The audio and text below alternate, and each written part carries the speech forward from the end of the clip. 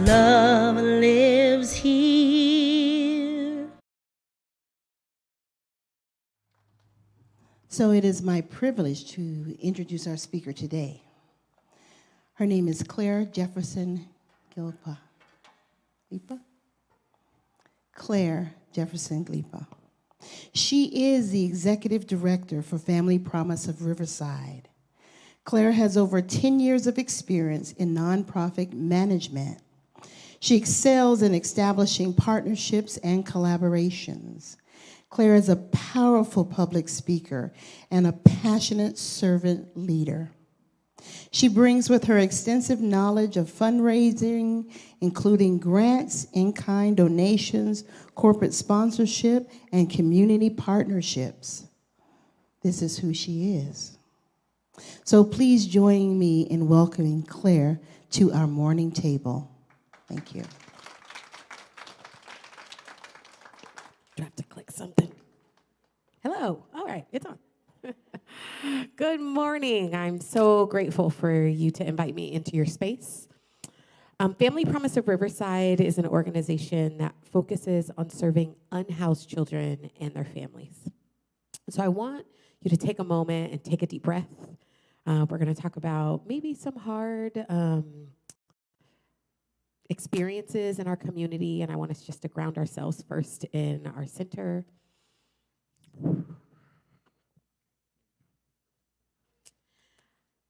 Take a minute, please, and close your eyes, and I want you to envision a homeless person. What do they look like? What do they smell like? Where are they?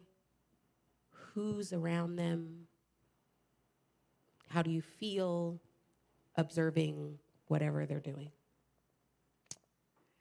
Take one more deep breath and open your eyes. In this country today, there are more homeless children than there were homeless individuals during the Great Depression. The largest demographic of unhoused individuals here in Riverside and across the nation are actually children under the age of 18. And it's largely a challenge that goes unseen, undiscussed, underfunded, under solution focused.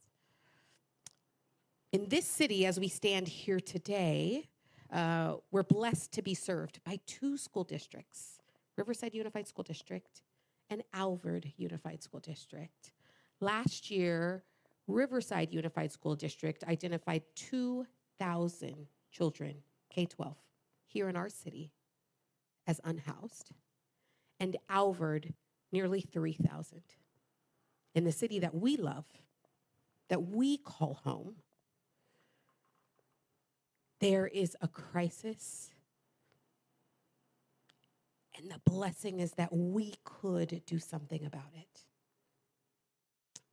If we listen to the problem, if we know the problem, and if we work to address the root needs of the problem. Oftentimes, when I get to hang out with amazing, heart-centered people like yourselves, there is this ringing gong of why? What is going on in our community that there's unhoused people in general, but that particularly that there are unhoused children in our community. And so I want to tell you the stories of some families that we have been blessed to care for. And as I speak, keep scrolling, our kind of signature picture are of the families in our homes that are now holding keys because of where we serve. And so as you see these pictures kind of scroll that I keep seeing popped up, these represent real life people, real life itty bitties and their grown-ups who are today now housed because of an amazing community. But about 2 years ago, when we first opened here in Riverside direct service, I don't know if you remember, 2 years ago around January, we were having a crazy cold snap. And so caring for unhoused people became not just a really important heart condition, a condition of our community, right, but a real health crisis, because we were having unhoused folks who were passing away because they were living outside in the elements. And so we were blessed to be taking in families. And most of the time, most of our families kind of find us themselves. But this time we were engaged with law enforcement. They had identified a family living in a park, a mama bear, a papa bear, and 4 baby bears, 6 years and younger. And we, of course, engaged with the community officer and said, hey, yes, bring them in right now, please. We don't want them to be justice involved. We're happy to take them if they're willing to come. We've got food. We've got fun toys. If you would just let them know if they're hungry, we can feed them. And we'll take it from there, please. And indeed, they were hungry, so the offering of a beautiful meal was enough for those grown-ups to trust us and bring their little people into our space. And we did. We laid out a beautiful spread. The mac and cheese and the graham crackers are always a hit with little ones. And so they began to consume, which was beautiful, right? We were blessed to connect with the family a little bit more, built a little trust, and they were willing to come into shelter. And so we set up a space. We're so excited. As you can imagine, little people come into a space, and they were so excited. We've got toys, and we've got books, and we've got all the great trappings that make kiddos feel welcome. But what was really marked is the 6-year-old, who actually happened to be on the autism spectrum, ran up to one of my staff and squeezed her leg so incredibly hard. And she said, hey, little dude, are you okay? And he looked up at her and said, thank you for the hot. Because they had been so exceptionally cold. That mama and papa bear had been sharing a space with their mom. And their mom had actually just gotten a brand new boyfriend. Unfortunately, that boyfriend was using. And so their 2-year-old had gotten a hold of some drug paraphernalia. And so realizing not only the severe danger of that little's life, but also of what might happen had a school worker or a community worker or someone like myself learned about that, that family decided their car was a better place. That papa bear was working, and they had been working really hard to get on a place of their own.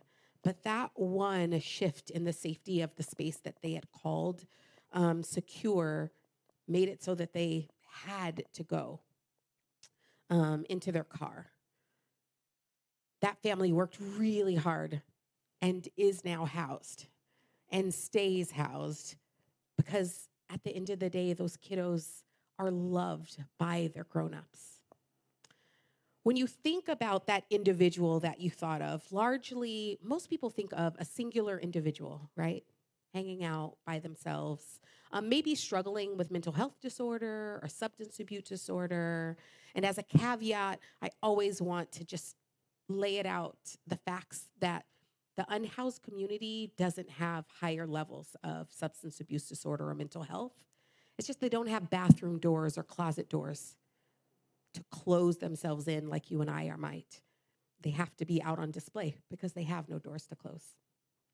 But when you see that individual, when we chat with those folks and their histories, about 95% of those folks that we would consider really chronically homeless, right? That's the term we use in our industry. They first experienced homelessness when they were under the age of 10. So when we talk about caring for unhoused children and their families, this isn't just a solution today. It's a way in which we can stem the overwhelming tide for generations to come, a tide that we are currently experiencing because generations before us did not mitigate trauma in a way that allowed folks to deal with the challenges of life. I'd like to tell you about a second family. We rarely actually get knocks at our door, but one day we got a knock at our door, which was actually really surprising. Most time people call, they send an email, we schedule a time for them to come in, but the door was being knocked on, and we're like, are you knocking? Is somebody knocking? So we opened the door, and standing in front of us was a woman with an 18-month-old, and an 8-day-old. She had left a domestic violence situation and took to her car to keep herself and her kiddo safe. But she was so afraid that if she went to the hospital, they would take her oldest child, that she YouTubed how to give birth. And she did so in her car, alone. You can imagine the state she was in. And so we worked to bring her in, to build some trust so that we could hold her oldest. And our case manager took her to the hospital and her littlest, precious little bundle to the hospital. That mama bear and little baby bear, praise all things, was healthy. And so we took that family into our shelter. And that mama bear and her little 2 baby bears are now housed. Not only are they housed, but that mama has now completed a pharmacy tech program. And they are not just housed, but they are now partnering with Habitat for Humanity on track to home ownership. When we talk about the people that we care for, these are everyday folks that have had a heck of a hard time and unfortunately don't have the same social safety net that you and I might have. I want you to imagine what might happen if someone in your congregation came upon hard times, right? You guys would rally, right? Okay, you got breakfast on Monday, I got lunch on Wednesday. Hey, what do they need, right? The casserole brigade would get together, right? We know how to do that in community. But if this community were to fade, what would you do? Where would you go? What supports would you have? And so at Family Promise of Riverside, we believe in the power of community. And so we engage faith-based communities like yourself, not only to shelter families, but also to engage with our families. We are blessed to be funded about 95% with individuals. Our average donation is about $35, but what that $35 can do is to make sure we've got macaroni and cheese and graham crackers waiting for littles to come, to make sure that kiddos learn how to brush their teeth and get books, to give parents the support that they need to either get a job or get a better job, right? To help them know where their resources are and to navigate. And so as you move into your time of thought and engagement, I really challenge you. We are blessed in Riverside. When I drive up Magnolia, we're blessed with so many faith communities, largely unused at night. We're blessed right now to be sheltering at Calvary Presbyterian Church from 6 p.m. to 6:30 a.m. on the weekdays and 7 in the morning to make sure that kiddos and their grown-ups have someplace warm and safe. How will you as a congregation engage? When I think about 3,000 kiddos not having a place to sleep, I personally just can't sit by, knowing that that's 3,000 citizens, 3,000 voters, 3,000 individuals in our community that won't feel the connection to our community, that won't know how important they are to each and every one of us. And so I would encourage you to utilize your time to think about how could you, as a congregation, use your time, your talent, your treasure, your space, your energy to make a difference. Thank you.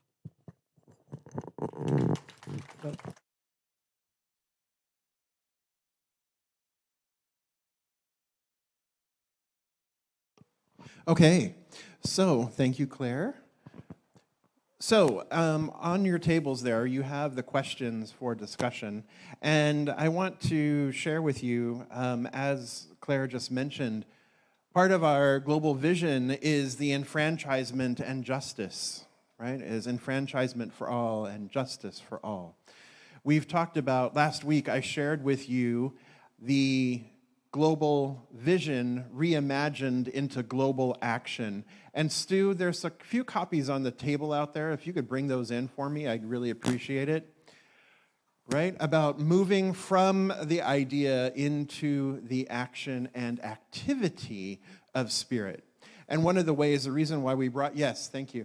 The reason why we invited Claire here was to share with you about Family Promise. And in a few moments after our discussion, she's going to tell you exactly how we as a community, yes, thank you, we as a community can get involved with Family Promise and how we can serve Family Promise. While we cannot house here because of our logistics of the way the building was built in the 50s, 60s, 70s, and 80s,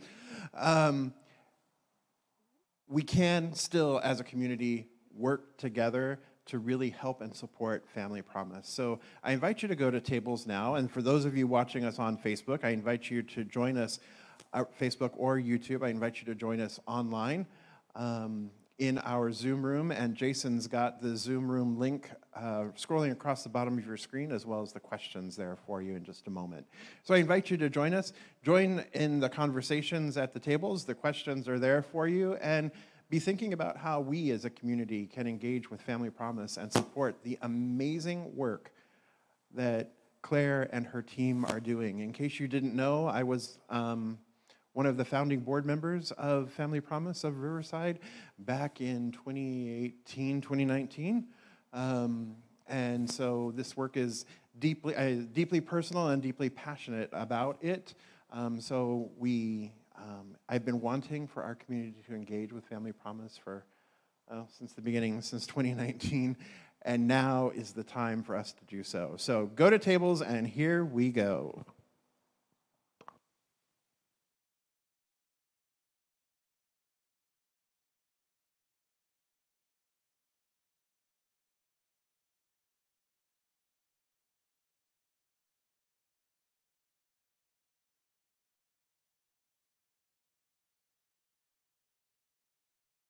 Our neighbors experiencing homelessness, it's a very complex problem, isn't it? Right? As Alan was saying, right? It's very complex. As you were saying, it's very complex in terms of how folks end up here and what systems are in place, what structures are in place, which was what we were talking about a couple weeks ago, about creating new structures that support equity in the social, economic, education, health, etc. sectors, right? So when we think about these problems, when we think about these social problems, we can think of them from the macro level, which is the large institutional problems, right? And we can work at the macro level. That's where voting comes in. That's where volunteering at that macro level comes in. Then we can think about it at the mezzo level, which is our organizations that are working together in the community. A mezzo level would be Family Promise, would be us, would be Calvary, and all of our other brothers and sisters and siblings, right? Working at that institution, or at our more local institution level. And then there's the micro level, which is the one-on-one. It's the face-to-face level. And so when we have these social problems, they need to be addressed from all three levels. And so I'm going to bring Claire back here and for her to share with you exactly how our community can get involved with Family Promise so that we can serve the families that are being serviced through Family Promise, so that we can also get more information out there as well, how we can serve and how we can help others. On your table, before I bring Claire right back, on your table there is a sheet. It's two-sided. This was put together by the progressive clergy group that Reverend Sanja and I are part of here in the downtown area. And on it lists food services, housing services, food services, health services, and clothing services, and shower services for Riverside. So we can make more for you if you'd like to have more, but this is a good resource for you to carry with you and to share with our neighbors experiencing homelessness. So Claire, come on back here. I'm just going to give you this mic. It's easier.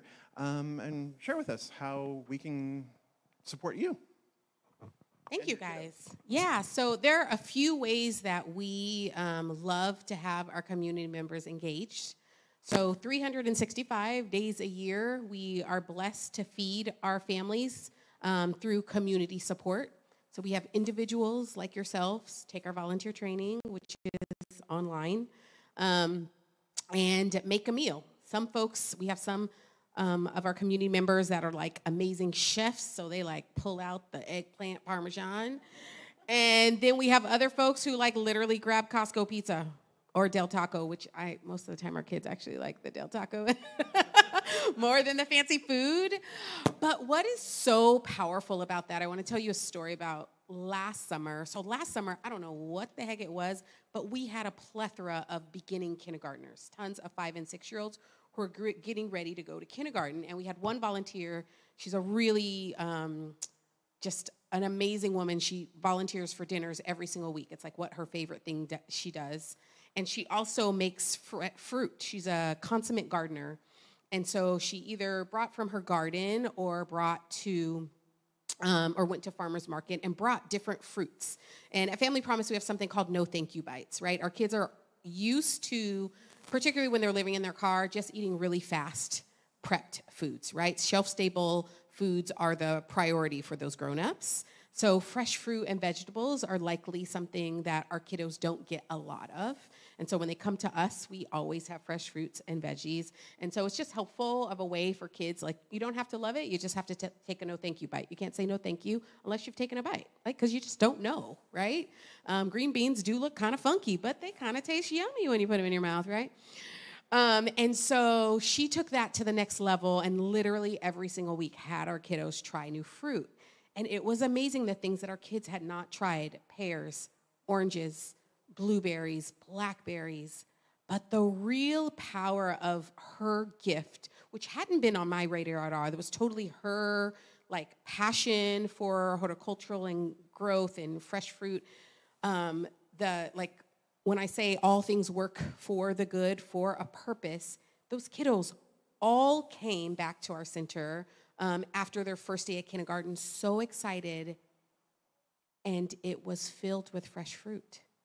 Every single introductory of not only alphabets, but also numbers was connected to fresh fruits. And our kiddos would not have had the background knowledge to even differentiate grapes from blueberries had this woman's heart not been poured out on our kids, which made it so that they had an amazing first day at kinder, right? That they thought that they were great at kindergarten. They thought they were smart. And think about what the opposite might have been for our little people and what they might have thought about themselves had they walked into a room and everyone else knew what this blue little thing was and they had no experience with it. And so I am always just enamored with the way in which our community and bringing their passions and their skills to the table uplift our kiddos in the exact way that they need to do. At the heart of our work, our goal is to mitigate the trauma that kiddos experience while their grown-ups are kind of figuring out their housing puzzle. To my friend's point here, homelessness is really complicated, and getting housed is complicated. It's why I use that language. Completing the housing puzzle looks really different in each and every family. And so dinners is one of those ways that you can do that, not just making the food, but sitting down and breaking bread, right? There's so much isolation with being unhoused, being welcomed and talk about your day and hearing about, amazing feats of athleticism on the playground and being excited with kiddos, making teams.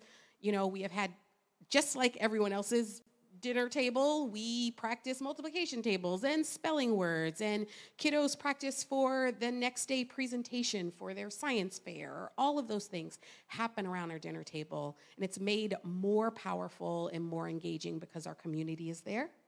Another way that we love our community to engage is we do something called book buddies. every Tuesday. And so again, our volunteers have to take a volunteer training just so that we have great experiences all around.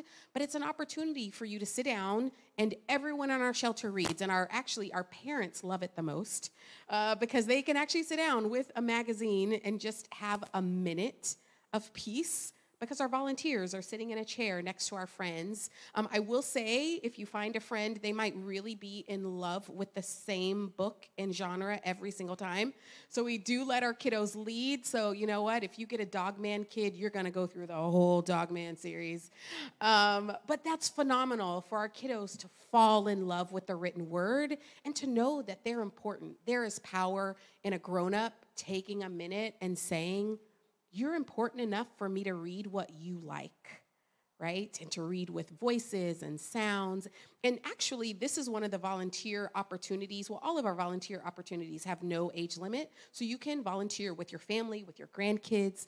But this is also one where we don't have a limit. So sometimes, some of our community members have a kiddo in their home that don't necessarily love reading, but they'll come and read to one of our infants, right? And so it's a real great blessing for both families to just fall in love with reading. There are tons of other volunteer opportunities. We also have food mentors for our graduates. So think about what it would be like to get your brain to figure out how to feed your family when you're in a car or worse, right? You really get focused on, again, shelf-stable, quick, right-now food. That's really different preparation once you're in a home, right? And one of the great things I love that's kind of a leveler is cultural food. And what I always say is cultural food is broke people food. It just depends on what region you are from. So if you're from Ireland, a whole bunch of potatoes and a little bit of meat, right? If you're from Latin America, a whole lot of masseca, a little bit of meat. If you're from, it doesn't matter. It's about, if you're from Italy, a whole bunch of pasta and a little bit of meat, right? But it's all designed to stretch the budget. That's what our ancestors were trying to do, is stretch their nutritional intake. And so helping a mama bear or papa bear kind of rethink not only how we shop and how we plan for a week or maybe in a month's worth of time, but through the cultural lens to bring that family back to their center, whether, it's Guatemalan or Italian or, Peruvian or whatever, just making sure that those kiddos grow up in a home that's really proud of who they are. Some of that dignity might have been lost during that season, and we want to put that back into that home. And so those are just a few of the ways that you guys could engage if you want to really be engaged personally. On a large scale, we need tons of stuff all the time. So we have tons of community members. We're blessed that the Women's Now movement of UCR, they actually provide all of our feminine hygiene. There's an amazing group of collegiate women who just believe that our women should get to choose their sanitary supplies. So we've got every kind and every brand and every shape and every size, which is, again, really dignifying and uplifting. So you can just pick what you prefer versus what's available. So we always need every kind of hygiene item. So when you think of mama bears, papa bears, grandma bears, kiddo bears, deodorant, toothpaste, wipes, all the things, right? Hair supplies. Currently, we are in really need of African-American hair care. So I'm an African-American woman, and there's just a little bit more details that are needed when you have hair with super curly, tight, beautiful hair pattern.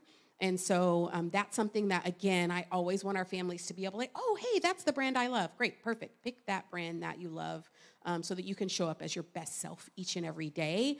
And then we go through a plethora of kiddo snacks. So I am always in need of individually wrapped goldfish, macaroni and cheese I talked about, graham crackers, peanut butter and crackers, cheese crackers, whatever you name it, we're always in need of those things because, again, our goal is for our kiddos to really feel that security, and we never limit the amount that our kiddos can take. Our kids have been hungry when they've come to us, and so one of the first things that almost always happens, we have food in open containers everywhere, is the kiddo will grab 3 and pop them in their pocket and then kind of look at us to see, are they going to get in trouble, right? And so my staff are trained to say, hey, would you like one more?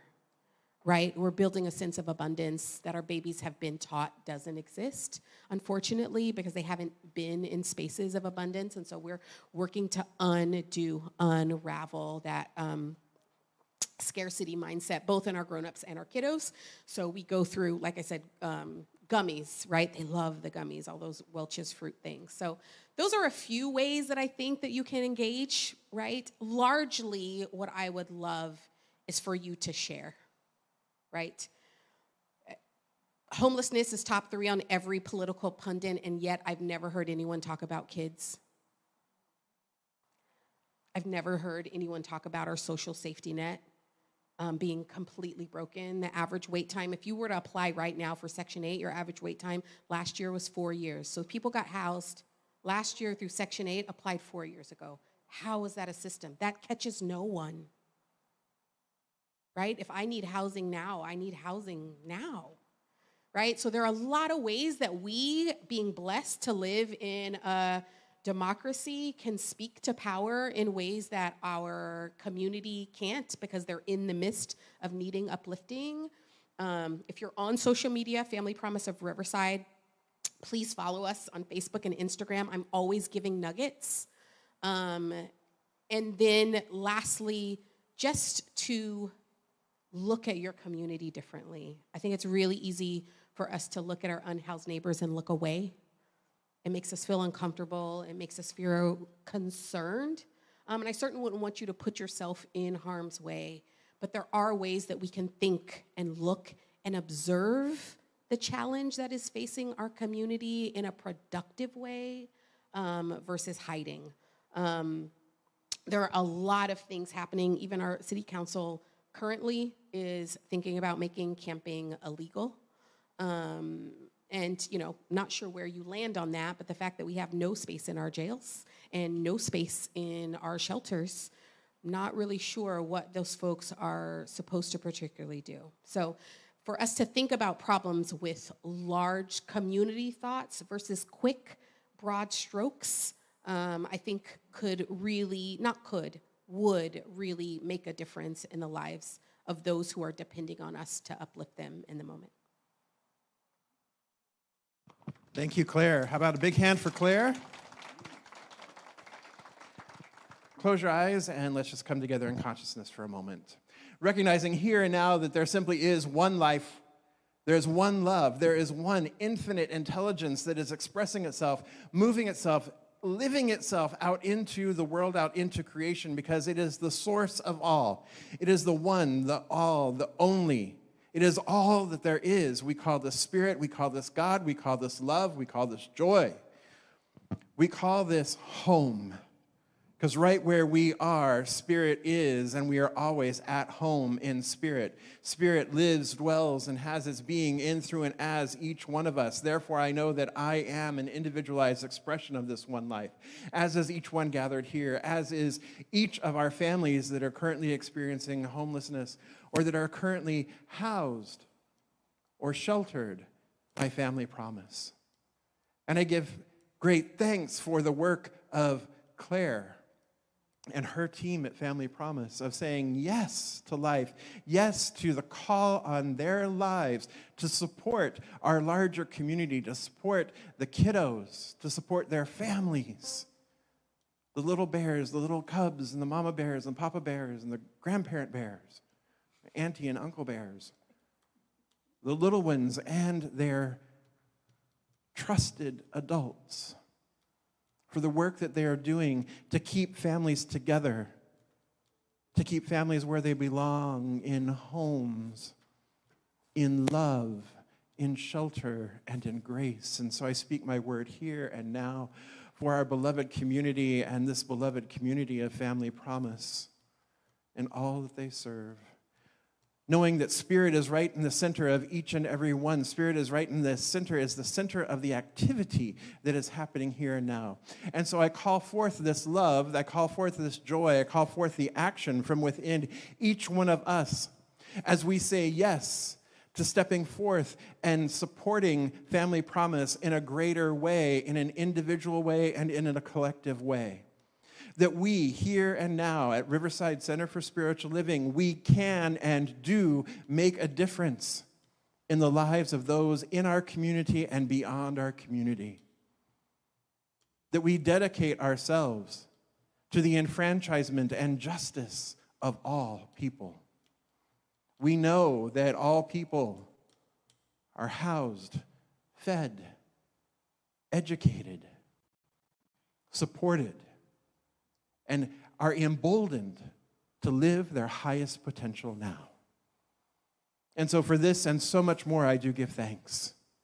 I give thanks for the willingness of each one present here this day, each one who sees, hears this voice, this message.